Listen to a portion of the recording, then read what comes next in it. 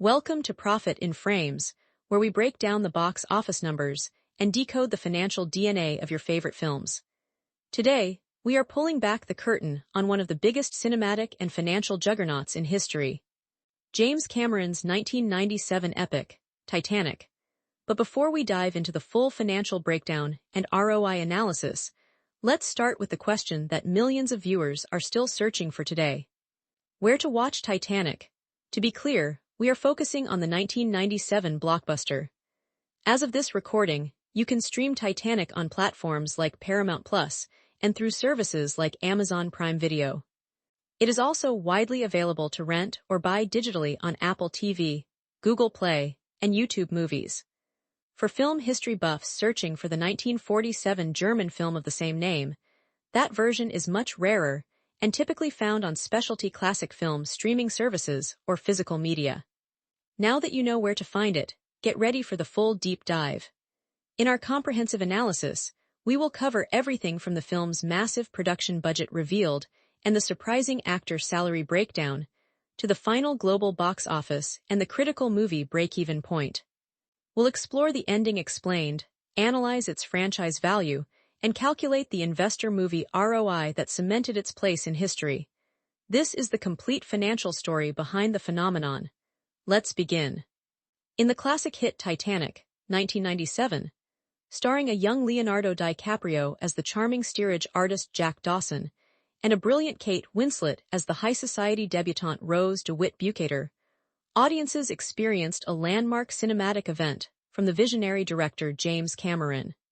Cameron, best known at the time for genre-defining classics like The Terminator and Aliens, embarked on a project so ambitious, so grand in scale, that it became legendary even before its release.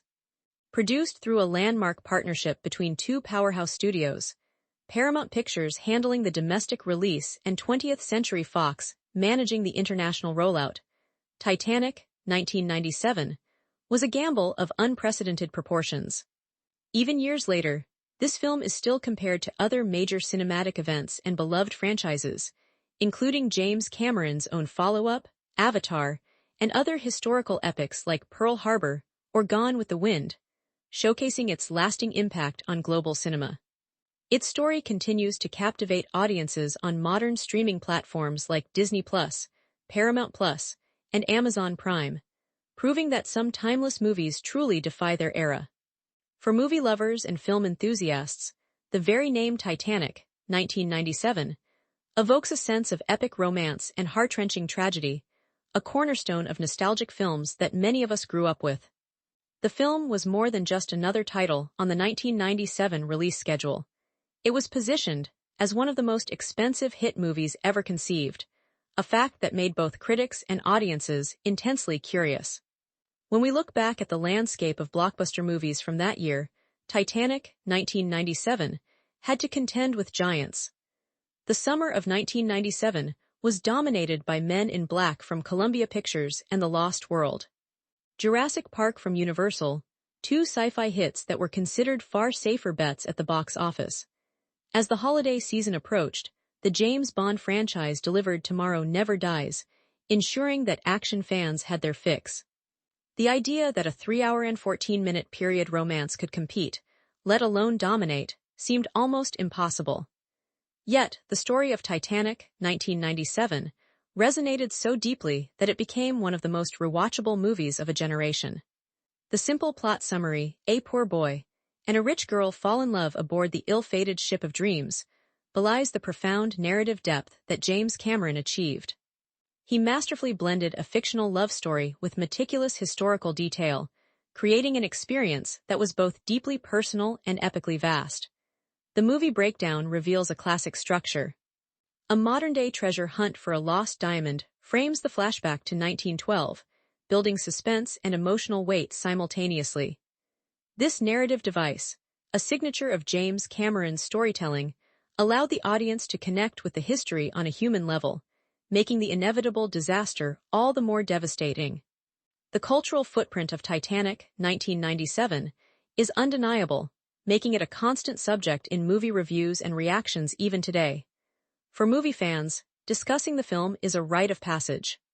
Conversations about iconic movie scenes, from Jack famously shouting, "I'm the king of the world," to the heartbreaking final moments in the freezing Atlantic, are a core part of modern film discourse. Fan engagement with the movie has never waned. Movie fan theories still circulate on Reddit, with the most famous one, of course, being the endless debate over whether Jack could have fit on the floating door. This single question has spawned countless movie memes and viral movie clips, keeping Titanic, 1997, relevant for a new generation of cinema fans who discover it on streaming.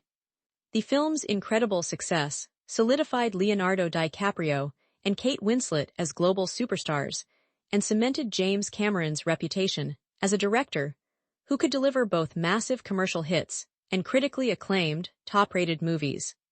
It was a cinematic masterpiece that transcended its genre, blending romance, action, and historical drama into a singular, unforgettable experience that continues to top movie ranking lists as one of the all-time great movies. The Journey of Titanic, 1997, is a testament to the power of bold, visionary filmmaking and its ability to capture the hearts of audiences worldwide. Now, while the love story captured the hearts of millions, the financial story behind Titanic, 1997, is a white-knuckle thriller of risk, spiraling costs, and an unprecedented return that redefined the business of Hollywood. From an investor's perspective, this project was, by all accounts, a voyage into madness. Let's begin with the production budget. The official figure settled at an astonishing $200 million. To put that in perspective, in 1997, that was the most expensive film ever made by a significant margin. The year's other blockbusters, like Men in Black, were made for less than half that amount. This monumental figure, which ballooned from an initial estimate of around $110 million, created a storm of negative press. Industry analysts and rival studios were all but certain that Paramount Pictures and 20th Century Fox were steering directly toward a historic financial iceberg.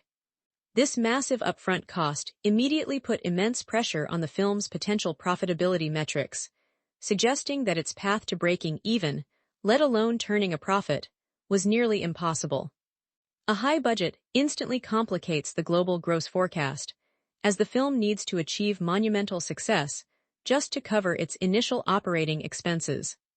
The financing structure itself was a strategic hedge against this enormous risk. In a landmark co-production deal, Paramount Pictures took on the financial burden and distribution rights for the United States and Canada, while 20th Century Fox handled the international markets. They split the colossal production costs, a move designed to ensure that if the film flopped, the financial devastation wouldn't bankrupt a single studio. This co-financing model is crucial for understanding the equity stake valuation of the project. Each studio held a massive equity stake, but by sharing the risk, they diluted their potential losses. However, it also meant they would have to share the profits if, by some miracle, the film succeeded. Before its release, the global gross forecast for Titanic, 1997, was frighteningly conservative. Experts projected a worldwide total of perhaps $300 to $400 million. When you factor in a marketing and distribution budget, estimated to be around another $100 million, a $400 million gross would have resulted in a staggering loss of over $100 million. This bleak forecast would have made the equity stake valuation for both studios appear deeply negative on their balance sheets, a terrifying prospect for shareholders. The monetization streams for Titanic, 1997, were planned along the traditional blockbuster model, but no one could have predicted the scale. The primary stream was, of course, the theatrical release. Following that would be home video at the time, VHS sales were a massive revenue driver, then premium cable rights, television broadcast rights, and ancillary streams like soundtrack sales. Each of these streams was dependent on the initial box office performance. A weak theatrical run would have crippled the value of all subsequent rights. The entire financial model hinged on the initial global gross forecast, and with every news report of production delays and budget overruns, that forecast looked worse and worse. The potential return on investment, or return on investment, ROI, seemed to be sinking before the ship even left port. An investor looking at the numbers in mid-1997 would see a $200 million production cost against a backdrop of negative buzz and a skeptical market. The perceived equity stake valuation of their investment would be plummeting daily. What happened next, however, would rewrite the rules of financial success in filmmaking. The film didn't just meet its forecast. It obliterated it, transforming what was seen as a guaranteed failure into the most profitable venture in cinema history up to that point. The actual global gross forecast was not $400 million.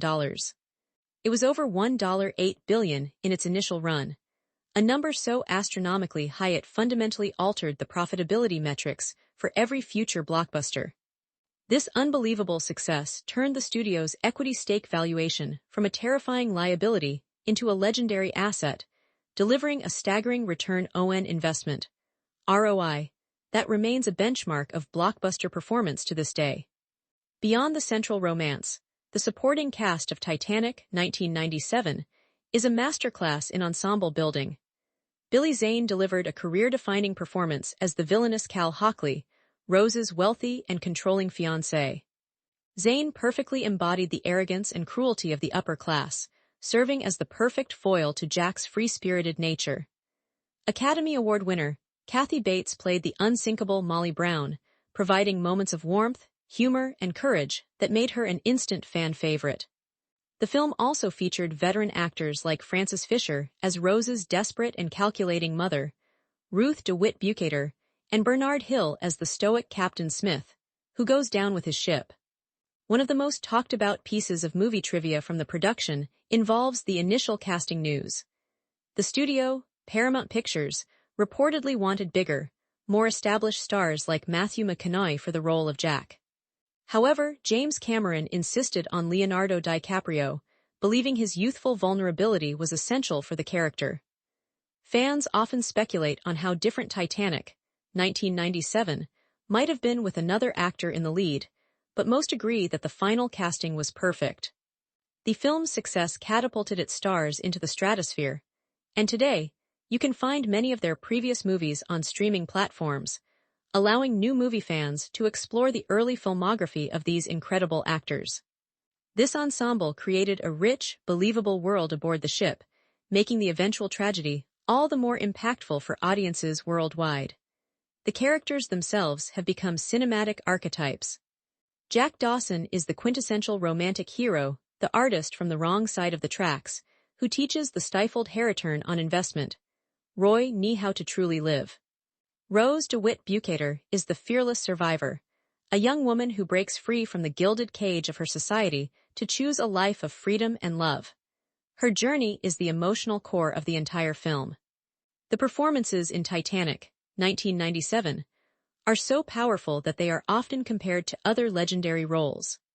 Critics at the time noted that Kate Winslet's portrayal of Rose had the strength and complexity of classic return on investment, Roy Ness, while Leonardo DiCaprio's star-making turn as Jack Dawson cemented him as the leading man of his generation, rivaling the heartthrob status of actors from Hollywood's golden age. For cinema fans who enjoy deep movie breakdowns, analyzing the character arcs in Titanic, 1997, reveals layers of social commentary on class, freedom, and human hubris. The film is more than just a love story. It's a study of a society on the brink of collapse, both literally and figuratively. This is why Titanic, 1997, remains one of the most rewatchable movies ever made. With each viewing, you discover new nuances in the performances and new depths in the characters who populated this legendary ship. From a financial perspective, the casting of Titanic, 1997, was not just an artistic choice. It was one of the most brilliant, high-return investments in Hollywood history. The strategy began with talent compensation. The reported upfront salaries for the leads were remarkably low for a film of this scale. Leonardo DiCaprio is said to have earned around $2.5 million, and Kate Winslet approximately $2 million. In a production with a $200 million budget asterisk, this level of talent compensation for the two main stars was a rounding error. This was a deliberate financial strategy. By casting rising stars rather than established, expensive A-listers who would demand $20 million or more, the studio and James Cameron kept fixed costs down on a project where the budget for sets and special effects was already exploding. This decision had a direct and positive impact on the film's potential for profitability. It lowered the break-even point and de-risked the venture ever so slightly, which would have been a critical factor in maintaining the studio's confidence as costs continued to spiral. This strategy led to one of the most astronomical examples of star power return on investment, ROI, ever recorded. The return on investment for the salaries paid to DiCaprio and Winslet is almost incalculable. For an initial combined investment of less than $5 million in their upfront fees, the studio secured two actors who would become the face of a global phenomenon that grossed over $2 billion. Their performances and on-screen chemistry were the primary marketing drivers. This stands in stark contrast to the modern blockbuster model, where studios often shell out enormous sums for established stars in the hopes of guaranteeing an audience. Titanic 1997 proved that betting on the right emerging talent can yield a far greater star power return on investment, ROI, than simply paying for a name. The value they brought to the film's global gross forecast was exponential. Once audiences fell in love with Jack and Rose, word-of-mouth marketing became an unstoppable force, driving the repeat viewings that kept the film at #1 for a record 15 consecutive weeks. However, the real financial genius in the casting deals came from the back end. Leonardo DiCaprio famously negotiated a deal for 18% of the film's gross revenue. This is a critical component that affects the overall equity stake valuation for profit participants. While his upfront salary was low, this back-end deal aligned his financial success directly with the film's performance. When Titanic 1997 became a historic success, that 18% translated into a payday of over $40 million for the actor. This is a smart financial instrument for studios. It minimizes upfront cash outlay and only pays out if the film is a massive success, motivating the talent to promote the project heavily. While the specific details of their contracts are private, it's unlikely the young stars had ironclad pay-or-play contracts that would be common for A-listers, though they were certainly guaranteed their salaries. The biggest risk was not financial but creative. The studios were betting hundreds of millions of dollars on the belief that these two relatively unproven blockbuster leads could carry the most expensive film ever made. A failure in casting, a lack of chemistry, would have been catastrophic, dooming the global gross forecast from the start. But the gamble paid off, turning the casting of Jack and Rose into a legendary financial success story that drastically inflated the final equity stake valuation for Paramount and Fox, proving that sometimes the best investment isn't in the biggest name, but in the right talent from a financial perspective. The casting of Titanic, 1997, was not just an artistic choice. It was one of the most brilliant, high-return investments in Hollywood history, executed through a sophisticated and high-stakes compensation strategy. For any investor analyzing this project, the true genius lies not in who was cast, but how they were paid. The entire financial framework for the talent was built around a powerful mechanism designed to mitigate catastrophic risk: back-end participation. This strategy, which involves compensating talent with a percentage of the film's revenues instead of a massive upfront salary, was the financial lifeboat that allowed the studios to navigate the treacherous waters of a spiraling budget. In essence, back-end participation transforms talent from mere employees into equity partners, aligning their financial interests directly with the success of the film. For a production like Titanic, 1997, which was hemorrhaging money on its colossal sets and groundbreaking visual effects, minimizing fixed costs like star salaries wasn't just a smart move. It was a matter of survival. The decision to anchor the film's financial success on back-end participation deals for its key players, including its director and lead actor, was the single most important financial decision made during its production, a decision that would ultimately determine whether the film became a legendary success or a cautionary tale of historic financial ruin. To fully grasp the strategic importance of this approach, we must first examine the conventional model and why it was unworkable for Titanic, 1997. In the mid-1990s, the going rate for A-list movie stars like Tom Cruise, Harrison Ford, or Arnold Schwarzenegger, was a staggering $20 million per picture. These exorbitant actor salaries were fixed costs, meaning the studio had to pay them regardless of whether the film made a single dollar at the box office. Had James Cameron and the studios opted for established A-listers, the film's already record-breaking $200 million budget could have easily swelled to $240 million or more before even accounting for marketing. This would have represented an unconscionable level of financial exposure. Instead, they pursued a strategy of casting brilliant but not yet superstar actors. Leonardo DiCaprio's reported upfront actor salaries for Titanic, 1997, was a relatively modest $2.5 million, while Kate Winslet's was even lower, estimated at around $2 million. This move alone saved the production an immediate $35 million or more in cash outlay, a critical saving that could be reallocated to the film's immense technical needs. By keeping the upfront actor salaries low, the studios fundamentally altered the project's profitability analysis, lowering the break-even point and providing a crucial buffer against the escalating production costs. This was the first and most visible pillar of their risk mitigation strategy. The second, more crucial pillar was the implementation of lucrative back-end participation deals as an incentive. This is where the financial engineering truly shines. For a rising star like Leonardo DiCaprio, a lower upfront salary combined with a stake in the film's earnings was an incredibly attractive proposition. It was a bet on himself and on the vision of James Cameron. His deal is now legendary in Hollywood business circles. He reportedly negotiated for 18% of the film's gross revenue. It's vital to understand the type of back-end participation at play here. Most actors are offered net points, which is a percentage of the profits after the studio has deducted an exhaustive list of expenses, including production costs, marketing spend, distribution fees, and overhead charges. Thanks to creative Hollywood accounting, these net profits often magically disappear, leaving the net points worthless. DiCaprio, however, secured first-dollar gross points, the absolute gold standard of back-end participation. This meant he received his 18% from the total revenue collected from theaters, before most of the major deductions.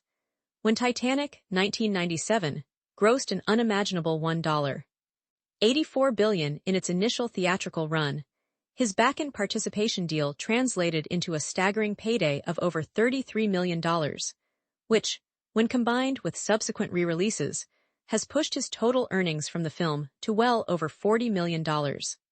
This transformed his modest $2.5 million salary into one of the most lucrative paydays of the decade. This strategy masterfully balanced casting risk against potential reward. The casting risk for Titanic, 1997, was immense. The studios were entrusting the most expensive film ever made to two leads who had never carried a blockbuster of this scale on their own. If audiences didn't connect with them, if their chemistry fell flat, the entire $200 million investment would have sunk to the bottom of the box office. From an investor's standpoint, this was a terrifying proposition. However, by structuring the compensation around back-end participation, the studios effectively shared that risk. The low upfront salaries minimized the financial damage in a worst-case scenario. Simultaneously, the promise of a massive back-end payday incentivized DiCaprio to deliver a performance that would drive audience turnout, turning him into a deeply committed partner in the film's success. This created a perfect alignment of interests. The studio mitigated its downside, while the actor was given a ticket to an uncapped upside, a lottery ticket that ultimately paid off on a historic scale. The success of this strategy provided one of the most dramatic examples of star power return on investment, ROI, in cinematic history. For a total upfront investment of under $5 million in its leads, the studios received performances that anchored a multi-billion-dollar cultural event. The star power return on investment, ROI, here is not just a multiple of 10 or 20 times the initial salary. It's a multiple of hundreds, a figure that is virtually unparalleled and demonstrates the incredible financial power of betting on the right talent with the right deal structure. To truly understand why Titanic, 1997, remains one of the most beloved and discussed films of all time, we have to perform a deep story breakdown of its masterful screenplay. At its core, the narrative structure of Titanic, 1997, is a brilliant piece of storytelling engineering. Director James Cameron frames the entire 1912 saga within a modern-day expedition led by Brock Lovett, played by Bill Paxton. This framing device isn't just a gimmick, it's the engine of the entire plot. It creates immediate suspense. We know the ship sinks, but the mystery of the heart of the ocean diamond and the identity of the woman in the drawing gives us a compelling reason to journey into the past. This narrative breakdown allows the film to feel both like a historical document and a deeply personal memory, recounted by the 101-year-old Rose. This structure immediately elevates Titanic, 1997, beyond similar movies in the disaster genre, like The Poseidon Adventure, by grounding its epic scale in an intimate, human story. The plot summary of the 1912 section is a tale as old as time, a classic upstairs, downstairs romance. We have Rose DeWitt Bukater, impeccably played by Kate Winslet, a young woman trapped in the gilded cage of high society, engaged to a man she despises. Then comes Jack Dawson, brought to life with irresistible charm by Leonardo DiCaprio, a poor, third-class artist who won his ticket in a poker game.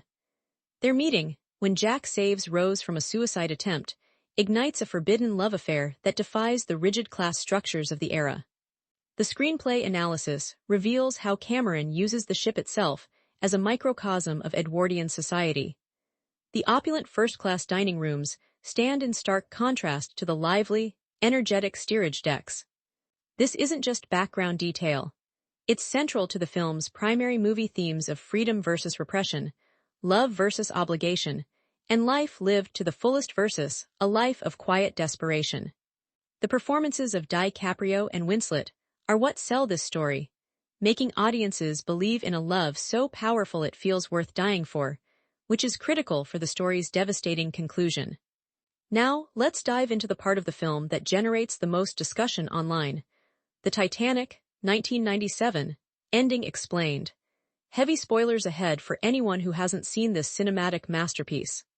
The ending of Titanic, 1997, operates on two distinct levels. The literal ending is brutally tragic. After the ship sinks, Jack sacrifices himself, freezing to death in the icy Atlantic so that Rose can survive on a floating piece of wreckage. He makes her promise to never let go of her will to live, to grow old, and to die a warm old lady in her bed. She keeps that promise. We see photos of her life. She became an actress, a pilot, a mother, a grandmother. She lived the full, adventurous life that Jack wanted for her. This ending provides a powerful, albeit heartbreaking, sense of closure to her character arc. However, the final scene is where the magic and the debate truly begins. As the elderly Rose passes away in her sleep, we cut back to the wreck of the Titanic, 1997, which transforms back into its former glory. A young Rose walks up the grand staircase, where she is met by Jack. All the people who perished on the ship are there, smiling and applauding as the two lovers finally reunite with a kiss. Is this heaven? Is it Rose's dying dream? The film never explicitly says, leaving it open to interpretation and fueling decades of discussion. For those searching for a Titanic, 1997, post-credits scene, there isn't one. James Cameron lets this beautiful, ambiguous final image be the definitive end of the story. This ambiguity is a breeding ground for countless Titanic, 1997 fan theories. The most famous and hotly debated theory of all time is, of course, that Jack could have fit on the door. This single point of contention has sparked endless social media debates, YouTube experiments, and even a Mythbusters episode, keeping fan engagement with Titanic, 1997, incredibly high. But the fan theories go much deeper. One popular theory suggests that Jack Dawson was a time traveler, sent back to 1912 specifically to save Rose from jumping off the ship, thus ensuring her survival. Proponents point to his anachronistic haircut and his mention of landmarks that didn't yet exist, like the roller coaster on the Santa Monica Pier. Another, darker theory posits that Jack was merely a figment of Rose's imagination, a psychological manifestation of her desire for freedom that she created to cope with her oppressive reality and the trauma of the sinking. While these theories are fun to explore, the story's true power lies in its straightforward emotional core. The screenplay for Titanic, 1997, is a masterwork because it is both incredibly simple and profoundly resonant, creating a story that has achieved a level of timeless, franchise-level storytelling without ever needing a sequel. From a purely financial standpoint, the screenplay for Titanic, 1997, represents one of the most successful, high-risk, high-reward assets ever developed by a major studio. The value of a film's story is often seen as purely creative, but in Hollywood, it is a quantifiable financial instrument with costs, risks, and a measurable return on investment. The analysis begins with the script development cost. Since James Cameron was the writer-director, a traditional script acquisition cost doesn't apply. However, if we were to assign a market value to his work, based on his stature and the project's scale, the cost for developing this screenplay, from research to final draft, would be substantial. Based on Writers Guild of America, WGA, benchmarks for A-list writer-directors handling a project of this magnitude, the equivalent script development cost could easily range from $1 million to over $3 million. This initial investment in the story itself served as the foundation for the entire $200 million production. The ultimate success of the film yielded an astronomical story development return on investment, ROI, where that initial multi-million-dollar story investment was leveraged to generate billions in revenue, making it one of the most efficient uses of development capital in cinema history. However, the story of Titanic, 1997, was laden with an extraordinary level of creative risk. For an investor, the screenplay presented a terrifying number of red flags that could have easily doomed its box office potential. Firstly, it was a period piece, a genre that historically has a niche audience and rarely produces massive blockbuster returns. Secondly, its runtime was over 3 hours, a significant financial liability as it limits the number of screenings a theater can run per day, thus capping its daily revenue potential. Thirdly, and perhaps most critically, it was a tragedy with a widely known outcome. The ship sinks, and most people die. Selling a downer ending to a mass audience is one of the most difficult tasks in marketing.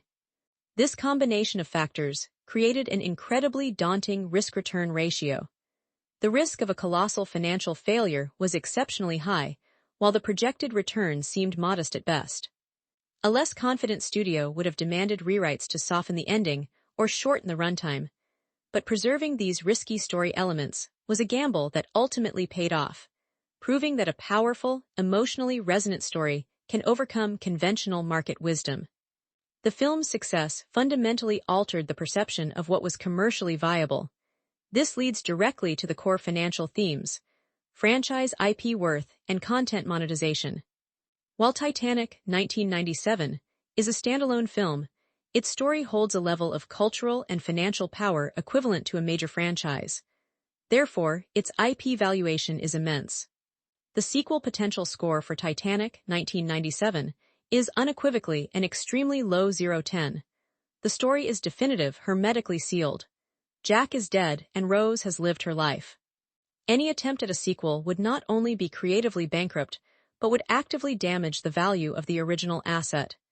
An investor would see this not as a weakness, but as a unique strength. The value of this IP doesn't lie in spin-offs or sequels, but in its status as a timeless, evergreen cultural event. This gives it a franchise equity valuation on par with major cinematic properties. For Disney, which acquired the 20th Century Fox library, Titanic, 1997, is a crown jewel asset, a piece of cinematic history that will continue to generate revenue for generations without any need for further production investment. Its value is perpetual. The story's power is the engine for its diverse and incredibly lucrative content monetization pipeline. The emotional core of the Jack and Rose story is what drives repeat viewings and opens up numerous revenue streams beyond the initial box office. Theatrical re-releases are a prime example. The 2012 3D re-release alone grossed over $350 million worldwide, a staggering sum for a 15-year-old film. This was pure profit driven by the story's enduring appeal. Furthermore, the film commands a premium licensing fee on streaming platforms. Its presence is a major draw for subscribers, making it a valuable asset for services like Disney Plus or Paramount Plus. This is a direct form of content monetization. The iconic love story also fueled the sales of the soundtrack, which sold over 30 million copies, creating a massive, synergistic revenue stream. Even museum exhibitions centered on the film's props and story have been highly profitable ventures. Every one of these streams is a testament to the fact that the story itself is the ultimate financial asset. A well-told, emotionally powerful narrative creates a deep and lasting bond with the audience, and that bond is the foundation upon which all long-term content monetization is built, securing the film's extraordinary franchise IP worth for the foreseeable future. We're diving deep into the North Atlantic, into the heart of a film that wasn't just a movie, it was a global event. A cinematic leviathan that shattered every box office record and redefined what was possible on screen. We are, of course, talking about the 1997 masterpiece from director James Cameron, the one and only Titanic, 1997. For so many of us, Titanic, 1997, is more than just a fan-favorite movie. It is a core cinematic memory, a benchmark for epic filmmaking that still holds up decades later. And the reason for its enduring power, the reason it continues to captivate audiences, lies in its breathtaking fusion of art and technology, its masterful cinematography, and its groundbreaking visual effects. The visual style of Titanic, 1997, was born from one man's obsession with authenticity. James Cameron didn't just want to tell a story set on the ship, he wanted to resurrect the ship itself. This commitment to realism is the bedrock of the film's entire aesthetic. This wasn't just another Hollywood production, it was an expedition. The behind-the-scenes story of Titanic, 1997, is as epic as the film itself, starting with Cameron's multiple deep-sea dives to the actual wreckage, 2.5 miles beneath the ocean's surface. The footage captured on those dives wasn't just for research. It became the haunting, present-day framing device of the movie. This immediately established a level of realism that no soundstage could replicate, grounding the entire story in a tangible, tragic reality. This is the definition of powerful cinematic storytelling, where the very method of filming becomes part of the narrative. Working alongside his brilliant director of photography, Russell Carpenter, Cameron crafted a visual language of grand contrasts. The cinematography in Titanic, 1997, is a tale of two worlds. Above the water in 1912, the world is bathed in a warm, romantic glow. The lighting design captures the golden hues of late afternoon sun, the opulent warmth of the first-class dining saloon, and the vibrant energy of the steerage deck. Carpenter's camera glides through the ship with epic, sweeping crane shots, emphasizing the vessel's immense scale and its status as a technological marvel. The scene composition in these early parts of the film is meticulous, often resembling classical paintings, creating a powerful sense of a lost, idyllic world. This approach to the film's cinematography was crucial. It made the audience fall in love not just with Jack and Rose, but with the ship itself, making its eventual fate all the more heartbreaking. Many of the most spectacular VFX scenes in Titanic, 1997, are actually a clever composite of these different techniques. The iconic shot of the ship departing Southampton, with crowds waving from the dock, is a perfect CGI breakdown of this method. It combines live-action actors, a digitally created ship, CGI water and smoke, and digital extras to create a flawless, photorealistic image of a moment lost to time. The production's commitment to detail was absolute, right down to the historically accurate engine pistons, which were a combination of a massive practical set and digital extensions. The breathtaking production, designed by Peter Lamont, who built a 90% scale replica of the ship's exterior in a massive tank in Mexico, provided the tangible foundation that made the visual effects so believable. This massive set, one of the most ambitious filming locations in history, allowed the director of photography to capture real actors interacting with a real environment, which was then augmented with digital magic. And then there are the memorable scenes that have become etched in our collective memory. The I'm Flying sequence at the bow is a perfect marriage of intimate emotion and technological wizardry. It was shot with Leonardo DiCaprio and Kate Winslet on a green screen set piece, with the final shot being a composite of their performance, a real sunset that Cameron insisted on waiting for, and a stunningly realistic CGI rendering of the ship and the ocean. But the true pinnacle of the film's blockbuster visuals is the sinking sequence. This wasn't just a handful of VFX scenes, it was an hour-long, sustained symphony of destruction. The sight of the ship breaking in half, with digital stunt people falling from the rising stern, was a landmark achievement in CGI. The water simulations alone, a notoriously difficult effect to perfect, were groundbreaking for their time. The integration of miniatures, digital effects, and the live-action actors on the massive, tilting set created an experience of such visceral intensity that audiences felt like they were truly there. The visual effects of Titanic, 1997, didn't just show you a disaster. They made you live it, cementing its place as a high watermark for cinematic storytelling that still inspires filmmakers today. Now, let's peel back the curtain of cinematic magic and analyze the visual production of Titanic, 1997, from a cold, hard financial perspective. On the surface, the film looks like one of the riskiest bets in Hollywood history, a production plagued by delays and a budget that ballooned to an unprecedented size. However, a deeper analysis reveals a daring, high-stakes investment strategy where the film's staggering visual complexity was not a liability, but its single greatest asset. The financial story of Titanic, 1997, is the ultimate case study in the relationship between massive upfront spending and even more massive long-term returns, a concept best understood through the lens of return on investment, ROI versus visual complexity, and its direct impact on the film's astronomical cumulative earnings. This massive spend continued deep into the post-production phase. The post-production spending on Titanic, 1997, would have been colossal, extending for well over a year. Beyond the raw VFX cost, this phase included months of meticulous editing by James Cameron himself, an immensely complex sound design process to capture the groaning metal and rushing water, the recording of James Horner's iconic score, and extensive color grading to perfect the film's dual aesthetics.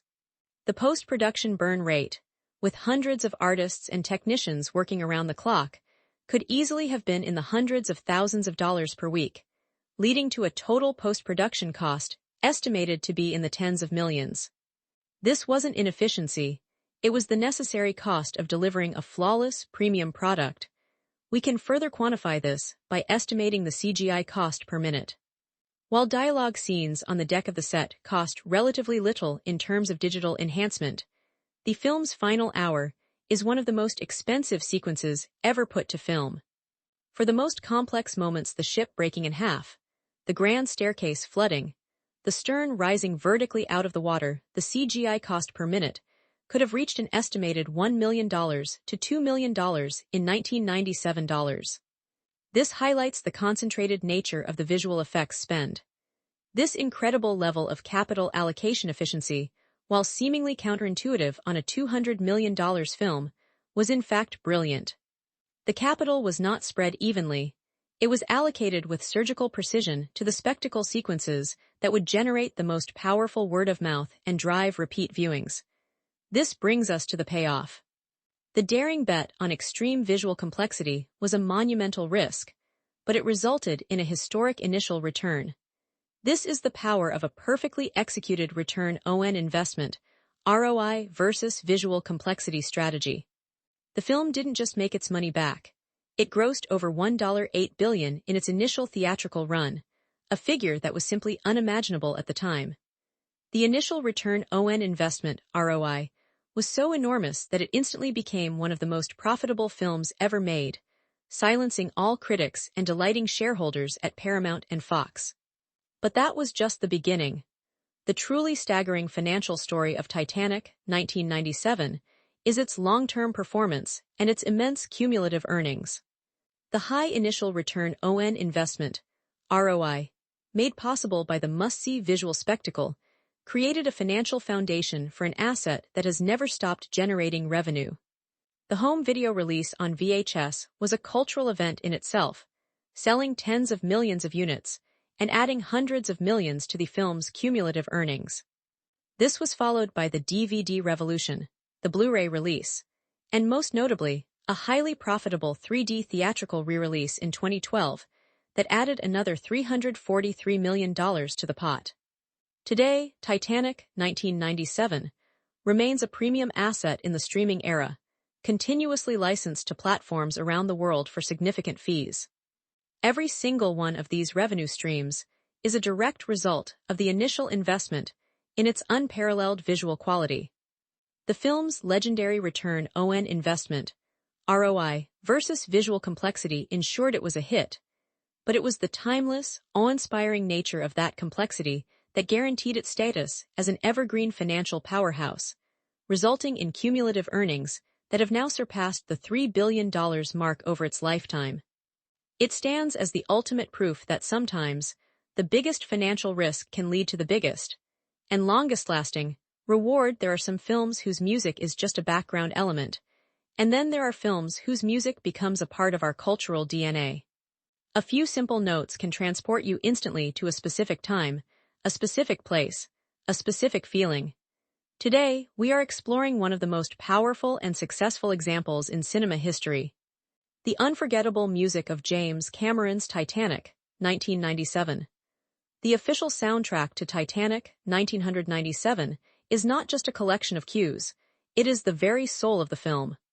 It's a work of such profound emotional power that it functions as a character in its own right, guiding the audience through love, wonder, terror, and ultimately, heartbreaking loss. The monumental task of scoring this epic fell to a true master of the craft, the legendary composer James Horner. By 1997, Horner was already one of Hollywood's most celebrated composers, renowned for his ability to craft sweeping, emotionally resonant orchestral scores for films like Braveheart, Apollo 13, and James Cameron's own Aliens.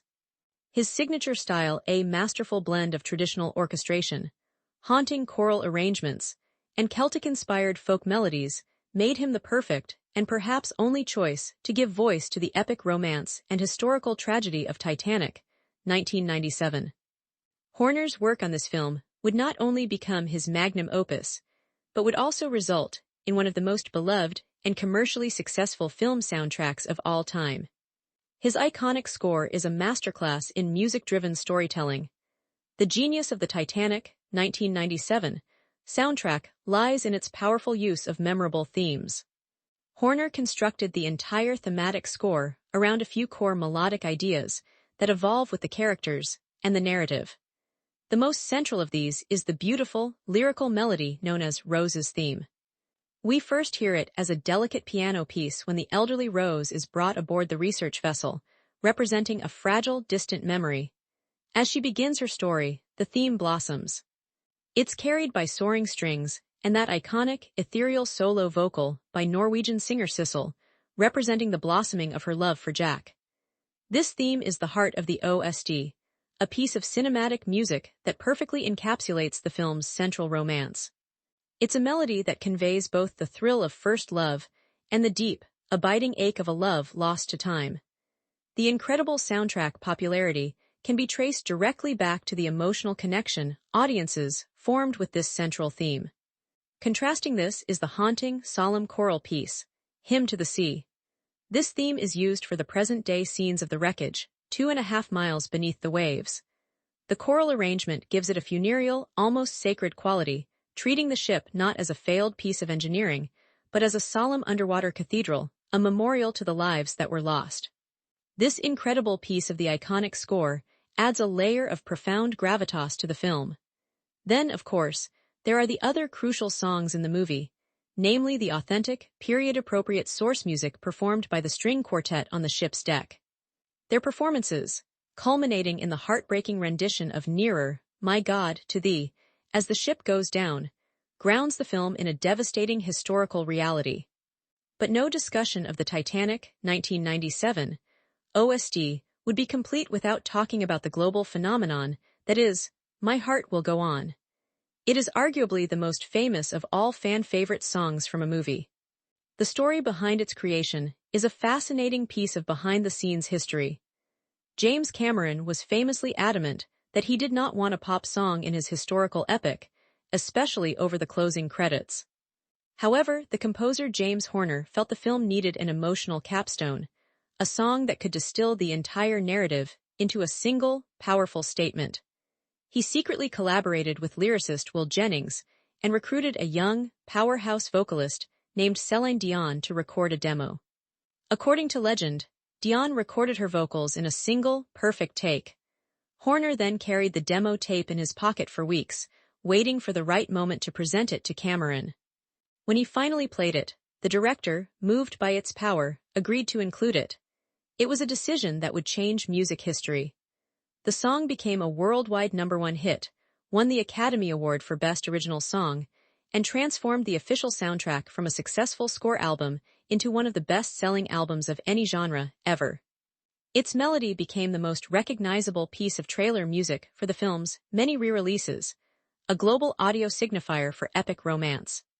Today, thanks to its enduring legacy and its constant presence on streaming platforms like Spotify and Apple Music, the Titanic 1997 soundtrack continues to find new audiences, a testament to the timeless power of James Horner's magnificent and iconic score. To understand the scale of this success, we must first examine the initial investment, the music budget. For a blockbuster of this magnitude in the mid-90s, the music budget would have been substantial, but still a tiny fraction of the overall production cost. A reasonable estimate for the total music budget would be in the range of $2 million to $3 million. This would cover several key costs. First, the fee for its A-list composer, James Horner. An elite composer fee for a project of this scale and duration could have ranged from $1 million to over $2 million. The rest of the budget would have been allocated to the significant costs of recording a massive orchestral score, including studio time, musician salaries, and mixing. Here, the studio made a critical strategic decision regarding music rights acquisition. Instead of populating the film with expensive, pre-existing pop songs, where licensing a single major hit can cost anywhere from $50,000 to $250,000, they opted for a near-total original score. This was a brilliant move.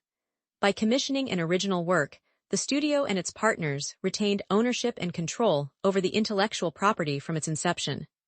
The return on this modest investment was immediate and staggering, driven by the album's sales return on investment (ROI). The Titanic 1997 soundtrack didn't just sell well, it became a global cultural event. It sold over 30 million copies worldwide, making it one of the best-selling albums in history and the best-selling primarily orchestral soundtrack of all time. Let's do some back-of-the-napkin math. On a $3 million all-in budget, selling 30 million albums at a conservative wholesale price of $9 per unit generates $270 million in gross revenue. Even after manufacturing, distribution, and marketing costs, the net profit is astronomical. The album sales return on investment (ROI) is not 2x or 10x. It's likely over 50x, an almost unprecedented return for a film soundtrack. This massive initial success laid the foundation for decades of continuous profit through two powerful, distinct mechanisms. The first is the steady, passive accumulation of royalty income. This is the long-tail revenue generated from the continuous consumption of the music. Every time the OST is purchased digitally, every time My Heart Will Go On is played on the radio in any country in the world, and every time a track is streamed on Spotify or Apple Music, a small payment flows back to the rights holders.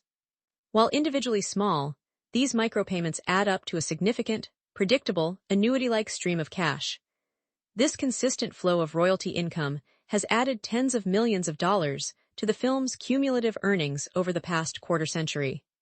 This is a perfect example of maximizing cross-platform revenue, where a single asset generates income across a diversified portfolio of platforms, from physical media to global streaming services, ensuring its financial longevity. The second, more lucrative mechanism is the high-value, active monetization through sync licensing. Sync licensing is the business of licensing a piece of music for synchronization with visual media, such as commercials, TV shows, video games, or other films' trailers. This is where the cultural ubiquity of the Titanic 1997 music translates into massive, high-margin fees. The crown jewel of this portfolio is, of course, My Heart Will Go On. Because of its iconic status, the fee for a major brand to use this song in a global advertising campaign would be immense, very likely in the high six figures and potentially exceeding $1 million. That single sync licensing deal could be worth half of the original music budget, but the value extends to the score itself. Rose's theme has become a universal audio shorthand for epic romance. A jewelry company wanting to create a powerful emotional ad for Valentine's Day would see immense value in licensing this theme. That sync licensing agreement could easily command a fee in the range of $100,000 to $300,000 for a major campaign. Each of these deals represents almost pure profit, built on the initial investment from 1997. Over decades, the cumulative revenue from sync licensing for the various themes and songs from Titanic, 1997, would be in the tens of millions of dollars. In conclusion, the Titanic 1997 soundtrack is a financial marvel. The strategic decision to commission an original score minimized costs and maximized IP ownership. This led to a historic album sales return on investment ROI that created an enormous initial profit center. That success, in turn, fueled two incredibly powerful, long-term revenue streams: the steady, passive flow of royalty income and the high-value, active fees from sync licensing. Because of these diversified and enduring income sources, the intellectual property valuation of the Titanic 1997 OST as a standalone asset is immense, likely well into the hundreds of millions of dollars. It serves as the ultimate testament to how a brilliant piece of cinematic art can also be one of the most successful and enduring financial investments in entertainment history. So far, we've explored the cinematic brilliance and the financial might of Titanic 1997. But a film's legacy isn't just measured in box office receipts or Oscar statues. It's measured in its ability to capture the public imagination, to inspire passion, and to create a community. Today, we're diving into the incredible world of fan engagement and official merchandise that has kept the heart of Titanic 1997 beating for over a quarter of a century. This isn't just a movie. For millions of people, it's a passion, a hobby, and a vibrant part of pop culture that continues to thrive in the modern digital age. The pop culture impact of Titanic 1997 was so immense upon its release that it created an insatiable demand for ways to own a piece of the experience. This went far beyond just buying a ticket. The wave of official merchandise in 1997 and 1998 was a phenomenon in itself. Of course, there were the classic items you'd expect. The movie posters, featuring that iconic image of Jack and Rose at the bow, became a permanent fixture on the bedroom walls of an entire generation. There was a huge range of themed apparel, from simple t-shirts emblazoned with the movie's logo to more elaborate, and sometimes questionable, fashion items. But the world of Titanic, 1997, merchandise went much deeper, catering to a wide spectrum of fans, from casual viewers to die-hard history buffs. For the serious collectors, the film spawned a treasure trove of high-quality collectibles. There were stunningly detailed scale models of the ship itself, some of which are now highly sought-after franchise collectibles on the secondary market. Perhaps the most famous and desired of all the collectibles was the officially licensed replica of the Heart of the Ocean necklace. For a time, it felt like you couldn't walk through a shopping mall without seeing a version of that brilliant blue pendant, a tangible symbol of the film's epic romance.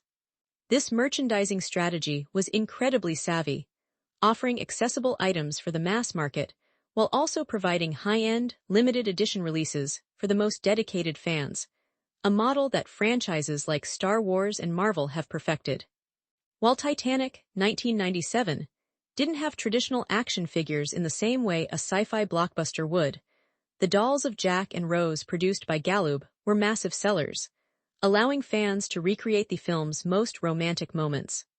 What is truly remarkable is how the fan engagement for Titanic 1997 has not only endured but has evolved with technology. In the late 90s, fan culture lived on dial-up internet forums and in the pages of fan magazines. Today, it is a global, interconnected community thriving on social media. the social media buzz around Titanic 1997 is perpetual. Every year on the anniversary of the sinking, the film trends worldwide.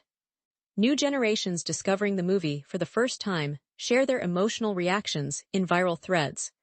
This constant online conversation is fueled by an incredible outpouring of creativity.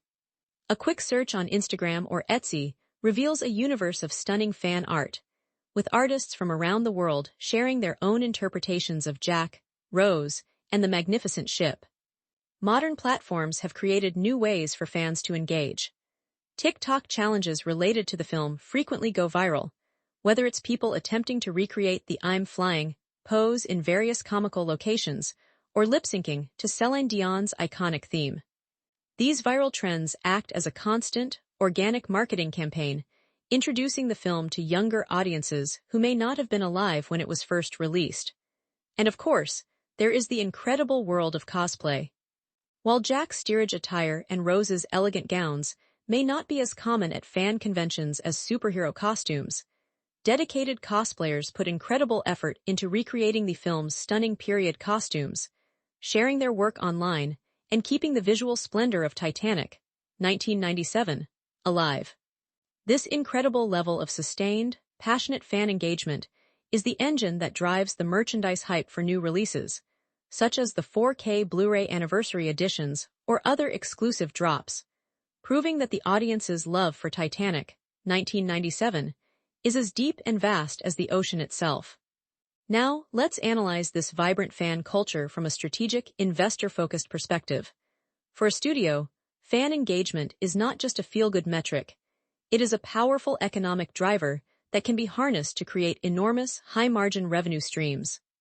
The world of merchandising for a film like Titanic 1997 represents a masterclass in brand monetization, a business built on two fundamental pillars: the low-risk, high-reward model of the licensed product royalty, and the invaluable free marketing engine of fan-driven return on investment, ROI.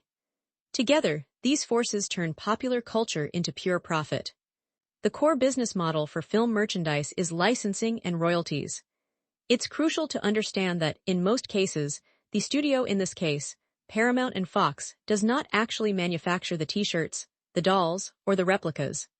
Instead, they license the right to use the Titanic 1997 name, its logos, and the likenesses of its characters to third-party companies that specialize in producing these goods.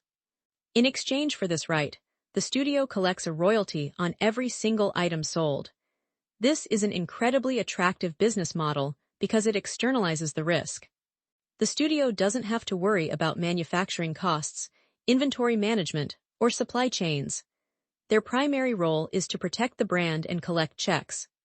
This is the power of the licensed product royalty. It's a revenue stream with incredibly high profit margins, often exceeding 80–90%, because the studio's direct costs are minimal. Let's put some numbers to this. A typical licensed product royalty rate for a major entertainment property can range from 8% to 15% on the wholesale price of the merchandise.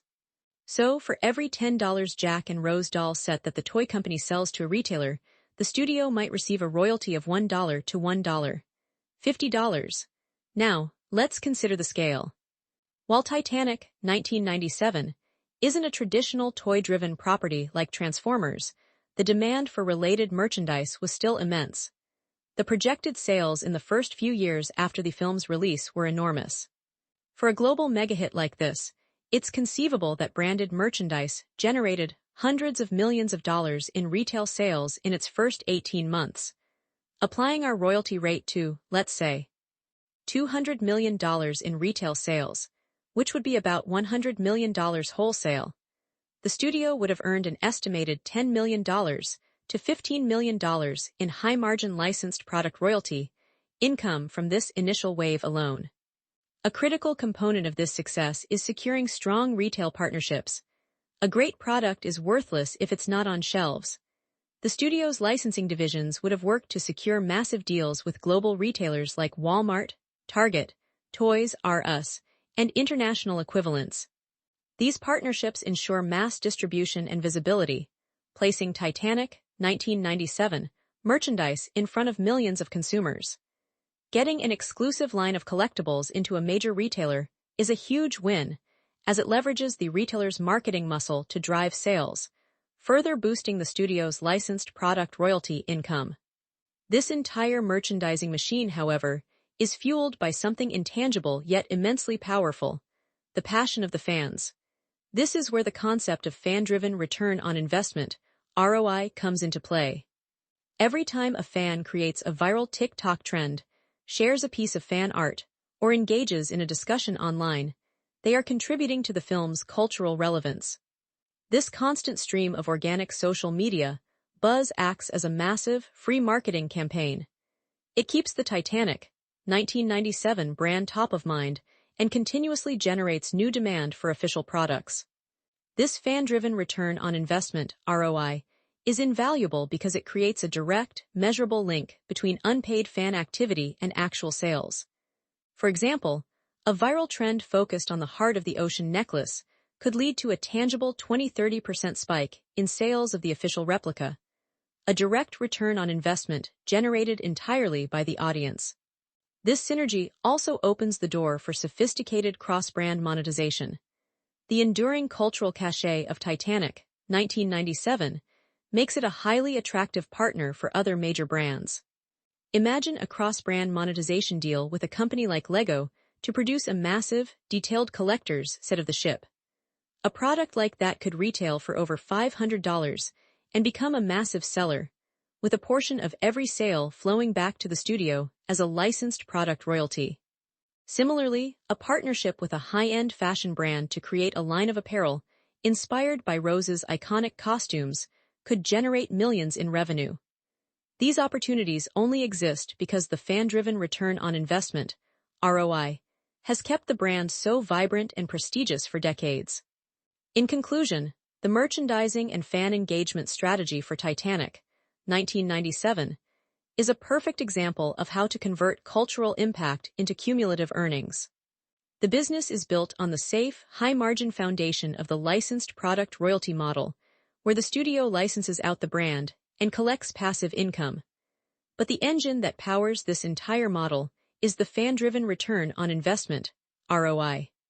The organic, authentic passion of the global fanbase provides a perpetual marketing tailwind that keeps the IP relevant, drives demand for products, and creates new opportunities for monetization. It's a virtuous cycle where fan love and corporate profit are not in opposition, but are instead perfectly aligned, ensuring that the legacy of Titanic, 1997, continues to be not only a cultural touchstone, but also an incredibly valuable and profitable piece of intellectual property. Then came the full movie trailer, and everything changed. This was the one that fused the spectacle with the heart. It opened with the grandeur of the ship, the opulence of its interiors, but then it zeroed in on the stolen glances between Jack and Rose. It built their love story, set to the soaring notes of James Horner's score, and culminated in that iconic, "I'm flying" shot at the bow. It promised audiences not just a disaster movie, but an epic romance on a scale never before seen. The trailer hype was immediate and immense. It was the must-see preview in theaters, the clip everyone was talking about after seeing it on entertainment news shows.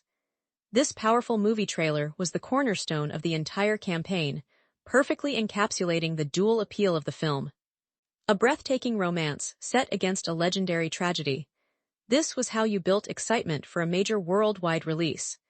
In 1997, the press tour and media coverage were the equivalent of a modern social media campaign. Titanic 1997 was on the cover of every major magazine, from Time to Entertainment Weekly. Leonardo DiCaprio and Kate Winslet were on every talk show.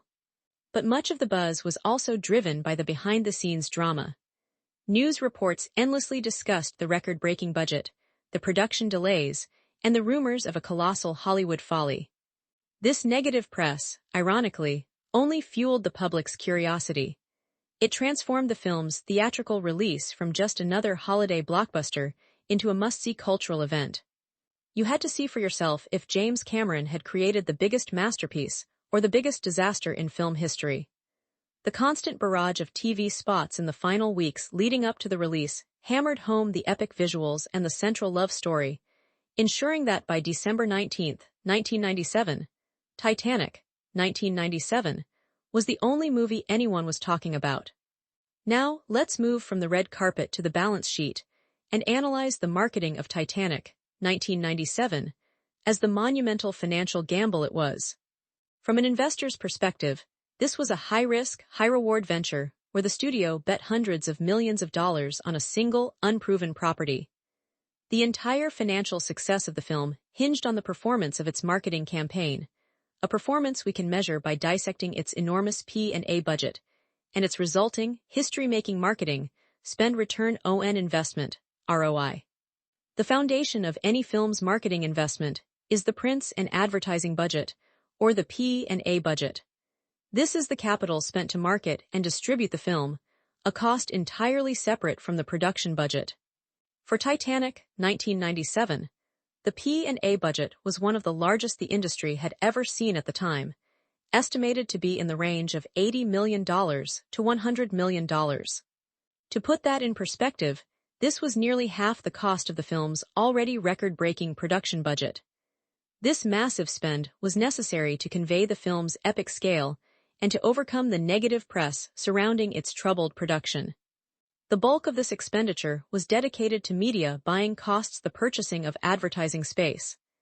In 1997, this meant millions spent on primetime TV spots during hit shows, full-page ads in major newspapers like the New York Times, and glossy spreads in entertainment magazines. These media buying costs represented the studio's all-in bet to ensure the film opened strong. To understand the return on this massive investment, we must first understand how theatrical revenue is shared. The standard industry practice is the theatrical revenue split, where the box office gross is divided between the movie theater and the studio. Typically, the studio's share of the domestic box office after the theatrical revenue split is around 50–55%, with that percentage being higher in the opening weeks and declining over time. So, on Titanic, 1997's initial domestic gross of over $600 million, the studio's take would have been approximately $330 million. It is against this number that we measure the effectiveness of the initial marketing spend. This is where we calculate the marketing spend return-on investment, ROI. With an estimated P&A budget of $100 million, a domestic theatrical return of over $300 million to the studio meant a domestic marketing spend return-on investment, ROI, of approximately 3x. This is a solid, respectable return for any blockbuster. However, the story of Titanic, 1997, is its unprecedented global performance. With a worldwide gross of over $1.8 billion, the global return-on investment, ROI, was significantly higher. After accounting for international marketing costs and the varying percentages of the international ** theatrical revenue split **, the final return was staggering. Key stat: a global P&A budget estimated at $150 million against a worldwide studio theatrical share of $900 million resulted in an estimated marketing spend return-on investment, ROI, of roughly 6x. A phenomenal return that instantly made Titanic, 1997, one of the most profitable films ever produced. This success was further amplified by the film's unique theatrical run, which can be analyzed through a more granular metric: the profit margin per screen. Most blockbusters, like a modern Marvel film, are incredibly front-loaded. They generate the vast majority of their revenue in the first 2 weeks, and their profit margin per screen declines rapidly as audiences move on to the next big thing. Titanic, 1997, defied this model. Its word of mouth was so powerful that its per-screen average remained remarkably high for months. Theaters kept the film on their largest screens for an unprecedented length of time because the profit margin per screen was consistently higher than any new film they could bring in. This incredible longevity dramatically increased the overall efficiency of the initial P&A budget. The initial marketing spend was still paying dividends in March and April of 1998, a level of efficiency that modern blockbusters like Avatar, The Way of Water can only dream of. Fans of Twister's genre-defining twists and Independence Day's heart-pounding action will find Titanic, 1997, bridges both worlds, delivering blockbuster storytelling moments that rival franchise-level hits now streaming on Netflix, HBO Max, or Disney+. When you step back and look at the cinematic landscape of the late 1990s, it's fascinating to see where Titanic, 1997, fits in. It's a film that defies easy categorization. Is it a historical drama? A romance? A disaster epic? The answer is yes to all of the above, which is why when we look for similar movies, we have to look across a few different genres to find its true peers and genre rivals. This unique blend is precisely what allowed it to dominate the box office and become one of the most enduring fan favorites of all time. If you're looking to compare with other films from that era, the most obvious point of comparison is the other mega blockbusters of the mid-90s, particularly the disaster films. The 1996 hit Twister, starring Bill Paxton and Helen Hunt, was a massive success, captivating audiences with its groundbreaking special effects and high-stakes, adrenaline-fueled plot. Like Titanic, 1997, it placed a complicated romance at the center of a catastrophic event. Fans who loved the sheer spectacle of the funnel clouds tearing across Oklahoma would find the same level of visceral, terrifying spectacle in the sinking sequence of Titanic, 1997. However, where Twister was pure popcorn fun, Titanic, 1997, aimed for a much deeper, more tragic emotional resonance, elevating the disaster genre to the level of a grand, historical epic. Another one of its biggest points of box office competition was the alien invasion smash hit from 1996, Independence Day. That film redefined the scale of a summer blockbuster with its city-destroying visual effects and a massive ensemble cast. It was pure, flag-waving spectacle. In any franchise comparisons, Independence Day set a new bar for what audiences expected from a global event film. Titanic, 1997, met that challenge and raised the stakes. It matched the jaw-dropping scale of Independence Day's destruction, but replaced the sci-fi fantasy with a chilling, grounded historical reality. The emotional weight of watching a real event unfold, knowing the tragic outcome, gave Titanic, 1997, a completely different kind of power. Both are undeniably among the top films in their genre, but they offer fascinatingly different approaches to blockbuster filmmaking. But perhaps the most interesting way to compare with other films is to look at the great historical romances. In this sense, a film like 1992's The Last of the Mohicans, directed by Michael Mann, is a fascinating parallel. It's another sweeping, epic love story set against the backdrop of a violent historical conflict, featuring a passionate romance between two people from different worlds.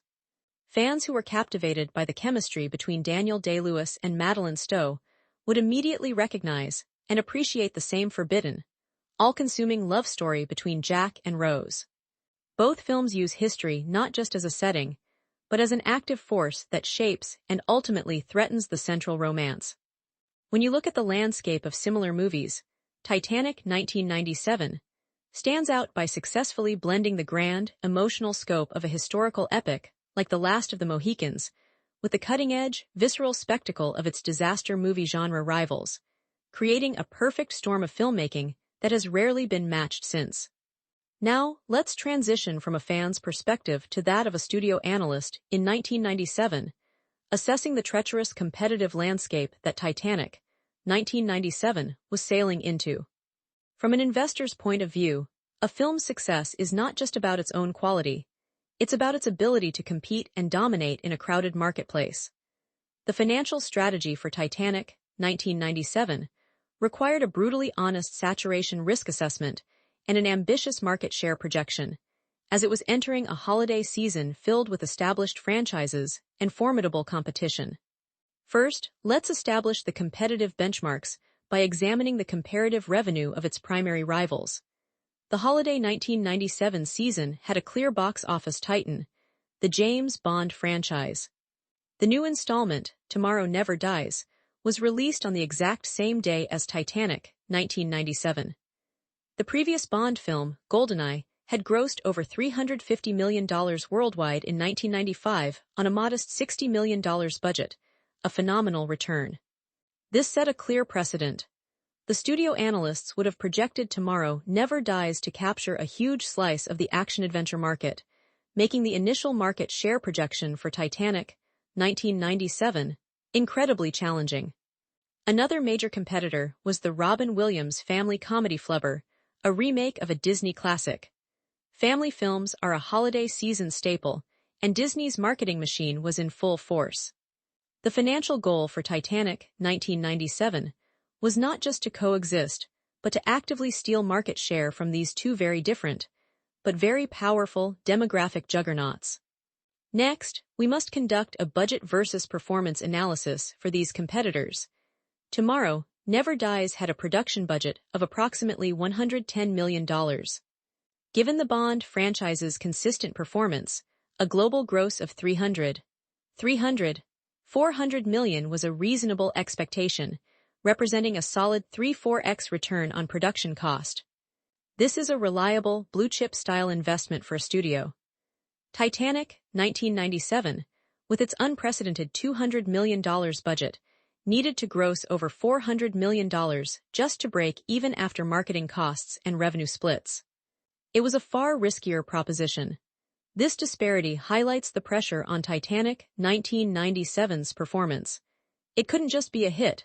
It had to be a historic, market-redefining success to justify its cost, a fact that would have been central to any pre-release market share projection. We can also analyze the typical returns for the genre's Titanic, 1997, was competing in. The genre return on investment, ROI, average for a disaster film in the 90s, buoyed by hits like Twister, which made over $495 million on a $495 million on a $92 million budget, was quite healthy, often in the 4-5x range on production cost. However, big-budget period dramas were notoriously risky, often struggling to find a broad audience. The saturation risk assessment for Titanic, 1997, was therefore complex. The market was not saturated with period romance disaster epics, which gave it a unique lane. However, the holiday market was saturated with big-budget, crowd-pleasing films. Key stat. In Q4 1997, the established action franchise Bond and family comedy, Disney genres were projected to occupy a combined 40–50% of the total box office market share, leaving all other films to fight for the remaining half. This intense competition meant Titanic, 1997, had to be an absolute must-see to overcome the market noise. This brings us to the core strategic challenge. The market share projection for Titanic, 1997, was a high-wire act. The studio was betting that the film's unique quad-quadrant appeal, attracting men with its action and historical scale, women with its epic romance, and both younger and older audiences would allow it to pull customers away from both Bond and Flubber. They were projecting that it could not only capture the epic drama slice of the pie, but also expand the pie itself by bringing infrequent moviegoers to the theater. This was an incredibly bold market share projection, one that many industry analysts at the time believed was wildly optimistic. The primary threat to this projection was, of course, the saturation risk assessment. If audiences felt that Tomorrow Never Dies satisfied their craving for big-screen spectacle, or if families defaulted to the safe Disney option, Titanic, 1997, could have been caught in the middle, failing to capture a dominant position in any single demographic. This would have been a catastrophic outcome given its budget. Therefore, the ultimate financial verdict on the film as a pre-release investment comes down to a final, crucial metric, a risk-adjusted return on investment, ROI. While a standard return on investment, ROI, calculation might have looked daunting, a savvy analyst might have seen the potential for a massive, outlier success. The risk-adjusted return on investment, ROI, calculation would have factored in the high probability of a modest loss against the small but non-zero probability of a historic, market-shattering return. The studio, in essence, was buying a lottery ticket, albeit a very expensive one. The saturation risk assessment showed a clear and present danger, but the film's unique, genre-blending appeal offered a potential reward so great that it justified the immense risk. In the end, Titanic, 1997, didn't just meet its ambitious market share projection. It obliterated it.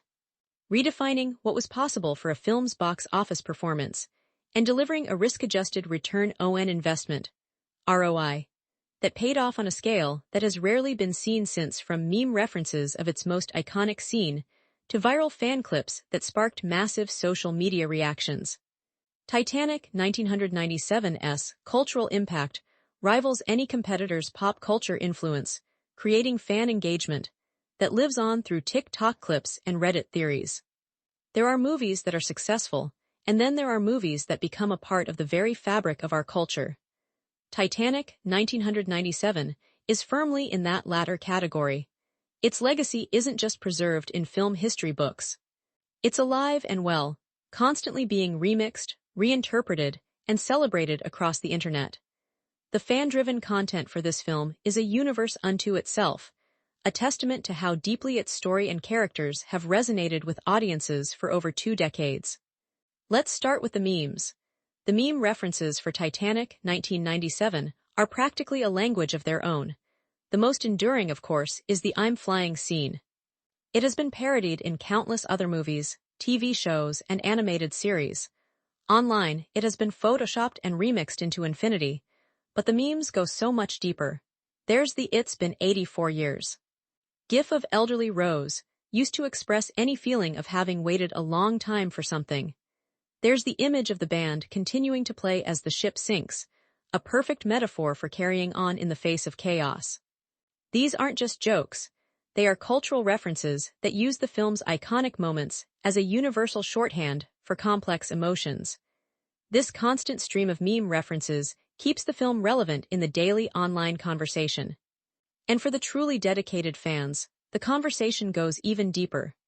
The Reddit theories about Titanic 1997 are a rabbit hole of fascinating speculation. The most famous and hotly debated theory is, of course, whether Jack could have fit on the door with Rose. Fans have created diagrams, cited scientific principles, and even conducted their own experiments, all in an attempt to solve this decades-old question.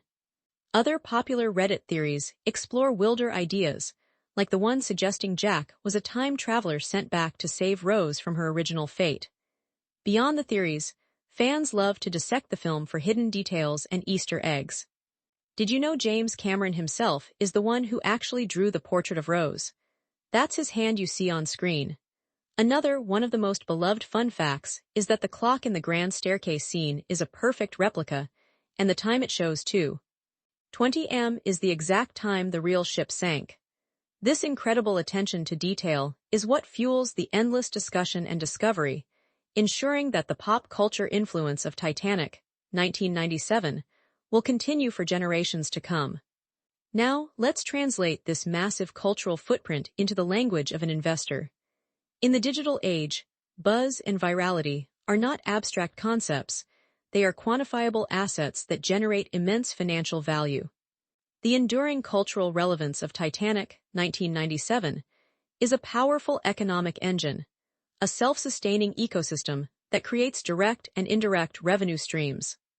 We can analyze this monetary value through 2 primary financial frameworks: the direct return generated by unpaid media, which we call viral marketing return on investment, ROI, and the indirect value it adds to the brand's entire advertising ecosystem, a phenomenon known as CPM uplift from engagement.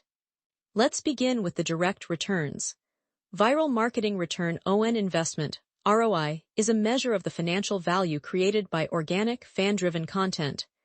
Every meme, every TikTok parody, every Reddit discussion is essentially a free advertisement for the Titanic 1997 brand. A single viral trend related to the film can generate billions of unpaid impressions globally, representing an earned media value of millions of dollars. This is a direct revenue boost from cultural traction. If the studio had to pay for this level of constant brand reinforcement through traditional advertising, the cost would be astronomical. Instead, the passion of the fans subsidizes the marketing budget for the entire IP. Key stat: a successful and sustained viral marketing ecosystem can lower the paid media costs for a catalog, title's re-release, or anniversary campaign by an estimated 30–40%, dramatically increasing the overall profitability of the marketing spend. This phenomenal viral marketing return (ON investment, ROI) is the cornerstone of the film's enduring financial success in the modern media landscape. This cultural heat also unlocks new avenues for engagement-driven revenue. This is where high engagement views, likes, shares is translated directly into cash. The studio's official YouTube channel can monetize clips of iconic moments. Because these clips generate such high engagement, they are favored by the algorithm, leading to a better ad share payout. More significantly, the film's cultural status dramatically increases its brand partnership value. Blue-chip brands might pay a brand partnership value of $1 million to $5 million for a major collaboration with a culturally dominant film, like Titanic, 1997. Imagine a high-end cruise line launching a Titanic, 1997-themed luxury experience, or a fashion house creating a line inspired by Rose's gowns.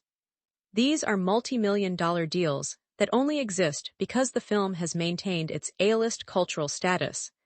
This leads to an even more significant long-term financial benefit, the IP licensing premium. When an intellectual property is this culturally dominant and universally recognized, the studio can command higher royalty rates for all related merchandise. A standard licensing deal for a generic movie property might fetch a 10% royalty. For Titanic, 1997, the studio can negotiate from a position of immense strength, likely securing an IP licensing premium that pushes their rate to 12%, 15%, or even higher on premium collectibles. That incremental increase of a few percentage points, when applied to millions of dollars in global merchandise sales, translates into a significant amount of additional high-margin revenue. This is a direct financial reward for the film's immense pop culture influence. The second core concept is the CPM uplift from engagement. CPM, or cost per mil, is the price advertisers pay for 1,000 ad impressions. On social media platforms, content that generates high levels of passionate engagement is algorithmically determined to be more valuable, and can therefore command a higher CPM. Because the official content for Titanic, 1997, and even the related fan-driven content is so highly engaged with, the entire digital ecosystem around the film becomes more valuable to advertisers. This social media CPM uplift means the studio earns more money from the ads that run on its official Facebook and YouTube clips. This creates a virtuous, self-sustaining financial cycle. The film's quality inspires fan engagement, which leads to a CPM uplift from engagement, which in turn incentivizes the studio to post more content, further boosting the viral marketing return on investment, ROI. This entire process is a perfect example of how to execute a strategy of trending monetization. The studio can actively watch for internet trends and viral moments related to the film, and then strategically release official content or launch a marketing initiative to capitalize on that organic buzz. For example, if the door debate is trending again, the studio could release a new behind-the-scenes clip with James Cameron discussing the scene, driving millions of highly engaged views that benefit from the CPM uplift from engagement. This ability to convert organic cultural moments into monetizable events is the hallmark of a savvy digital strategy. Ultimately, the cultural impact of Titanic, 1997, is not just a testament to its artistic merit. It is a powerful, appreciating financial asset. The viral marketing return on investment, ROI, continuously drives down marketing costs, while the CPM uplift from engagement increases the value of the digital ecosystem, creating a multifaceted revenue engine that will continue to generate significant returns for decades to come, from Oscars nominations for its outstanding performances to Golden Globe wins that sparked massive awards buzz. Titanic 1997's critical acclaim rivals any competitor's film festival highlights, earning a stellar Rotten Tomatoes score and glowing audience ratings across all streaming platforms. Before it was a box office juggernaut, before it was a cultural phenomenon, Titanic 1997 faced a wall of skepticism. The narrative in Hollywood was that it was a bloated, over-budget disaster waiting to happen. But then, the first critic reviews started to come in, and the story began to change. Critics were not just impressed, they were awestruck. They praised James Cameron's audacious vision, the breathtaking technical achievements, and the powerful, old-fashioned romance at its core. Legendary critics like Roger Ebert lauded it as a magnificent cinematic achievement, a modern epic that revived the spirit of classic Hollywood. This wave of positive critic reviews was the first sign that Titanic, 1997, was not just another blockbuster, but one of the truly top-rated movies of the decade. This initial critical praise quickly translated into a deafening awards buzz. The film stormed the Golden Globes, where it was a major contender, and ultimately took home the biggest prize of the night, Best Motion Picture Drama. These early Golden Globe wins were crucial. They legitimized the film in the eyes of the industry and set the stage for its legendary Oscar campaign. Suddenly, Titanic 1997 wasn't just a commercial hit. It was a serious artistic contender, a film that had to be reckoned with. The awards buzz became a self-fulfilling prophecy, building momentum with every Guild Award and Critics' Circle prize it collected throughout the awards season. The culmination of this incredible run was, of course, the 70th Academy Awards. Titanic 1997 went into the night with a staggering 14 Oscars nominations, tying the all-time record set by the 1950 classic All About Eve. The nominations were spread across nearly every category, from the major awards like Best Picture and Best Director to the technical arts like cinematography, editing, and visual effects. The breadth of these nominations was a testament to the film's incredible craftsmanship at every level. While Leonardo DiCaprio and Gloria Stewart both received nominations for their award-winning performances, it was Kate Winslet's Best Actress nomination that solidified her status as one of the great talents of her generation. On Oscar night, Titanic 1997 had a historic haul, winning 11 Academy Awards, including the coveted prizes for Best Picture and Best Director for James Cameron. This Oscar sweep cemented its place in film history and turned it into one of the most celebrated must-watch films ever made. What is perhaps most remarkable is how the film's reputation has endured not just with critics, but with audiences. To this day, Titanic 1997 boasts an excellent Rotten Tomatoes score from certified critics, but its audience scores are even more impressive. On platforms like Rotten Tomatoes and IMDb, the audience ratings are consistently sky-high, demonstrating a deep and lasting connection with viewers around the world. Unlike some critically acclaimed films that can feel inaccessible, Titanic, 1997, managed the rare feat of being both a critical darling and a massive crowd-pleaser. Even today, at nostalgic film festival highlights or anniversary screenings, the emotional fan reactions are just as powerful as they were in 1997. This enduring love, reflected in its consistently high audience ratings, is the ultimate validation of the film's power and the final word on its status as one of the truly great, top-rated movies in the history of cinema. Now, let's analyze this avalanche of critical acclaim from a purely financial perspective. In the world of high-stakes film investment, awards and positive reviews are far more than just trophies for a studio's mantelpiece. They are powerful financial instruments that can dramatically increase a film's profitability. The critical success of Titanic, 1997, acted as a massive financial accelerant, transforming an already successful investment into a historic, multi-generational cash cow. This value can be understood through two core concepts: the immediate financial return, which we'll call the return on investment, ROI, multiplier, and the long-term enhancement of the asset's value, known as the critical acclaim multiplier. First, let's consider the investment required to achieve this success. Securing major awards doesn't happen by accident. Studios must invest heavily in, for your consideration, campaigns. A major Oscar award campaign cost in the modern era can range from $5 million to over $15 million per film.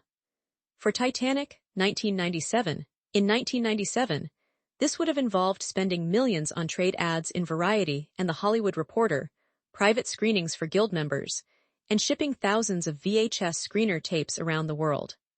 This is a significant, high-risk marketing expenditure on top of the initial P&A budget. However, the return on this investment is where the return on investment ROI multiplier comes into play. A major award nomination, or win, provides a significant and quantifiable post-award revenue boost. Historically, a Best Picture win can provide a post-award revenue boost of an estimated $20 million to $50 million in additional domestic box office alone. For Titanic 1997, this effect was magnified. Its 11 Oscar wins, especially Best Picture, became a global news story. This stamp of approval convinced skeptical audiences to see the film and encouraged existing fans to go back for repeat viewings. The Oscar wins acted as a powerful return on investment ROI multiplier, extending its theatrical run by weeks and adding tens of millions of dollars to its already record-breaking gross. The money spent on the awards campaign was returned many times over in direct box office receipts. This leads to the broader, more enduring financial benefit, the critical acclaim multiplier. This is how critical success enhances the long-term value of the intellectual property across all future revenue streams. Strong reviews and a Best Picture winner title create a powerful aura of prestige around a film. This prestige allows a studio to engage in prestige pricing for all subsequent licensing deals. When negotiating streaming licensing deals, the studio can command a significantly higher fee for Titanic 1997 than for a generic blockbuster with a similar box office gross. A Best Picture winner is a premium, evergreen library asset.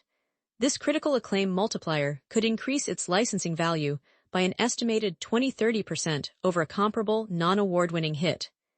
Key stat: a film that wins the Oscar for Best Picture often sees a long-term streaming royalty bump of 25–40% compared to its nominated peers, making it a more valuable asset for a studio streaming service. This multiplier effect extends to every facet of the film's financial life. For international distributors, the winner of 11 Academy Awards tagline is a powerful marketing tool that justifies a higher acquisition price. In the world of streaming monetization, a film like Titanic 1997 is a must-have title for any platform looking to project quality and attract subscribers. The critical acclaim multiplier ensures that it will always be in high demand, allowing the studio to spark bidding wars between services like Netflix, HBO Max, and its own Paramount+. The film's critical success is a permanent enhancement to its brand equity. This is the ultimate example of award-driven revenue. The initial investment in quality filmmaking, followed by a strategic investment in an awards campaign, created a powerful feedback loop. The awards drove more box office, which enhanced the film's legendary status. That status, in turn, is a critical acclaim multiplier that increases the value of every licensing deal, every home video sale, and every streaming view for decades to come. It ensures that Titanic 1997 is not just remembered as a hit, but is monetized as a masterpiece. The financial lesson is clear. While box office success creates profit, critical acclaim creates a legacy, and in the long run, legacy is the most profitable asset of all. The 11 Oscars Titanic 1997 won were not just trophies. They were financial multipliers that have added hundreds of millions of dollars to the film's lifetime value, LTV. As Titanic 1997 cements its film legacy with a franchise potential that rivals any competitor's universe expansion, fans speculate on sequels and spin-off ideas, while the director's next projects and upcoming movies hint at a thrilling future. When we look back on the incredible story of Titanic 1997, it's clear that we're talking about more than just a successful film. We're talking about a true cinematic milestone, a landmark event that reshaped the industry and left an indelible mark on global culture. Its cinematic impact can be felt in the countless epic films that followed in its wake, from The Lord of the Rings to Avatar. Titanic 1997 proved that audiences had an appetite for grand, emotional, and technologically ambitious filmmaking on a scale that many in Hollywood had thought was a thing of the past. This enduring film legacy is the reason why, even after all these years, the fan conversation around its future is as vibrant as ever. Now, in the modern era of interconnected universes and endless franchises, It's natural for fans to speculate about the franchise potential of a property as beloved as Titanic, 1997. Of course, the very idea of direct sequels seems impossible, given the finality of the story. You can't exactly make Titanic, 1997, 2, Jack's Revenge, but this is where the creativity of the fanbase comes in. The spin-off ideas that circulate online are a testament to how rich the world of the film truly is. Fans have dreamed up prequel series that would explore the lives of supporting characters like Molly Brown or Captain Smith before they boarded the ship. There are endless rumored plotlines for stories set in the same world, perhaps following the lives of the survivors in America, or even a thriller centered on the investigation into the sinking.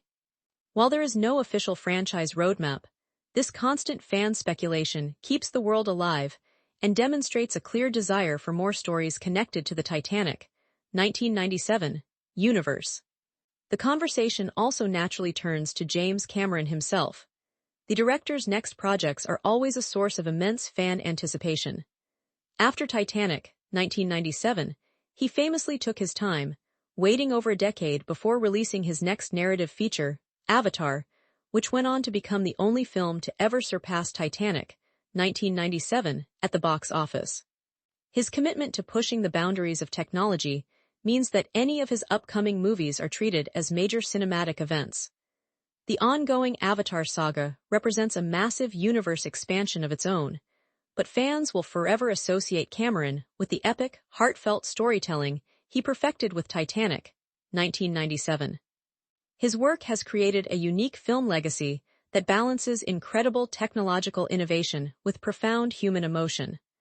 Ultimately, while direct sequels or a traditional universe expansion might not be in the cards for Titanic, 1997, its franchise potential exists in a different form. It lives on through documentaries that continue to explore the real-life shipwreck, through stage adaptations, and through the countless other films that have been inspired by its success. The cinematic impact of Titanic, 1997, is not about creating a multi-film narrative, but about its influence on the art of filmmaking itself. It set a new standard for what a blockbuster could be, proving that audiences will show up in record numbers for a story with heart, spectacle, and a powerful emotional core.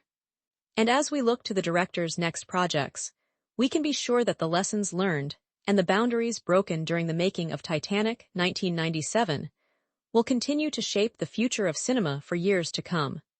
Now, for our final analysis, let's consolidate everything we've discussed into a comprehensive investor summary. We will project the long-term financial future of this monumental asset, moving from past performance to its forward-looking value. This involves a final cumulative yield analysis of the Titanic, 1997, IP, an honest assessment of any sequel investment risk, and an estimation of the total value of the intellectual property itself. The story of Titanic, 1997, is a masterclass in turning a high-risk production into a multi-generational, blue-chip financial asset. First, let's perform a conclusive cumulative yield analysis. To date, the Titanic, 1997, IP has generated revenue from a wide array of streams.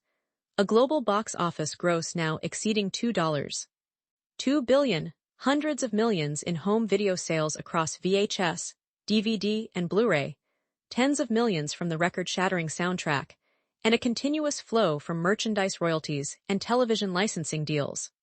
When we aggregate all of these sources over 25 years, the total revenue generated by the IP is easily in the range of $3 to $4 billion. After accounting for all production, marketing, and distribution costs, the total net profit is staggering. This breathtaking performance is the result of a series of powerful return on investment, ROI multiplier effects. The initial theatrical success was the first multiplier.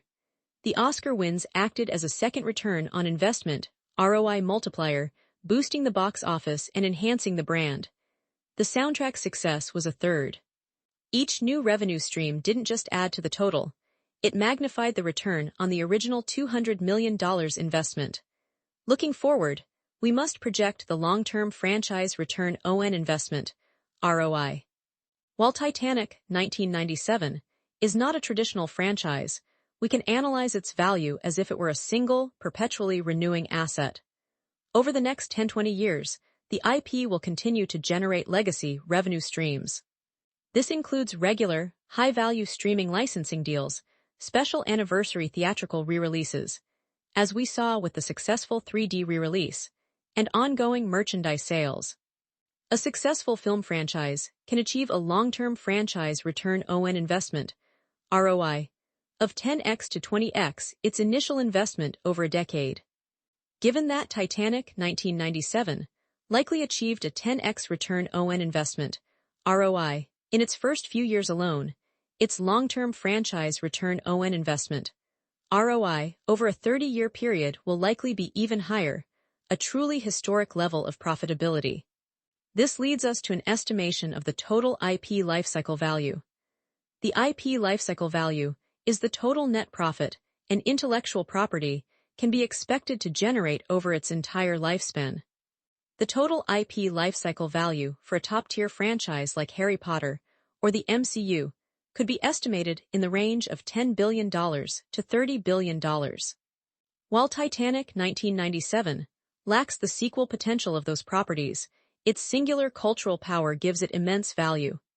Considering its proven track record, its evergreen status, and its perpetual ability to be monetized, a conservative estimate for the IP lifecycle value of Titanic 1997 could be in the range of $1.5 billion to $3 billion. This represents the total cumulative profit the asset is likely to generate. Key stat: top-tier library titles that are considered must-have for streaming services can command licensing fees 50–75% higher than standard blockbusters, a premium that directly inflates their IP lifecycle value. Of course, any discussion of the future must include an analysis of sequel investment risk. In the hypothetical case of a prequel or spin-off series, the financial risks would be substantial. Firstly, audience fatigue is a real threat, but the primary risk would be brand dilution. A poorly received follow-up could tarnish the legacy of the original, diminishing its prestige and potentially harming its long-term value.